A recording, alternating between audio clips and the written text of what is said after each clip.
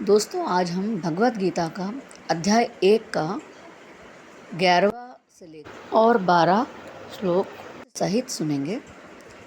कोई भी शुभ कार्य करने के पहले हमें भगवान गणेश जी को ज़रूर याद कर लेना चाहिए। ओम गणेशाय नमः। ओम गणेशाय नमः। ओम गणेशाय नमः।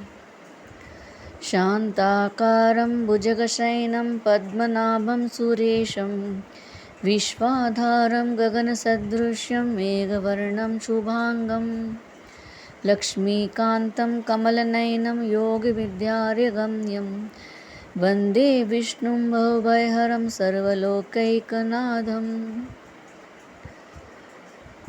अभी हम भगवत गीता का 11वां श्लोक अर्थ सहित सुनेंगे। अन्येषु च सर्वेषु यथा भागं वस्थिता भीष्ममेवाभिरक्षन्तु भवन्तः सर्व एव ही।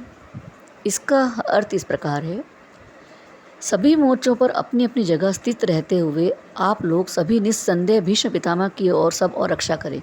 ये इस तरह दुर्योधन कहते हैं। दुर्योधन अपनी सेना से कहते हैं सब अपनी अपनी जगह पर स्थित रहें और सभी की नज़र जो है भीष्म पितामह पर क्यों, किस लिए उन्होंने भीष्म पितामह को इतना सभी को उनके ऊपर नज़र रखने को कहा है।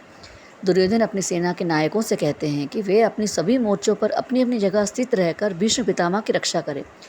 वह भीष्म पितामह की सेना को सबसे महत्वपूर्ण योद्धा मानते हैं, उनकी रक्षा को सर्वोपरि मानते हैं।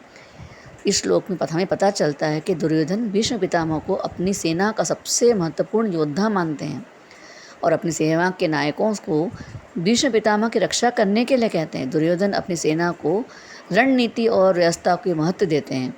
इस श्लोक में हमें कुरुक्षेत्र के युद्ध में दुर्योधन की सेना की रणनीति और भीष्म पितामह के महत्व के बारे में जानकारी हमें मिलती है। अब भगवत गीता का हम अध्याय का 12वां श्लोक सुनेंगे।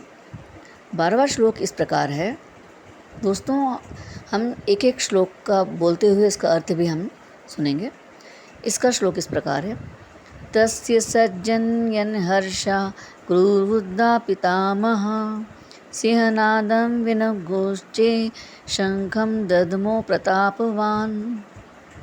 गुरु वृद्ध और प्रतापी पितामह भीष्म ने इस युद्ध के हृदय में हर्ष उत्पन्न करते हुए उच्च स्वर में सिंह के दहाड़ के समान गरजते हुए शंख बजाया।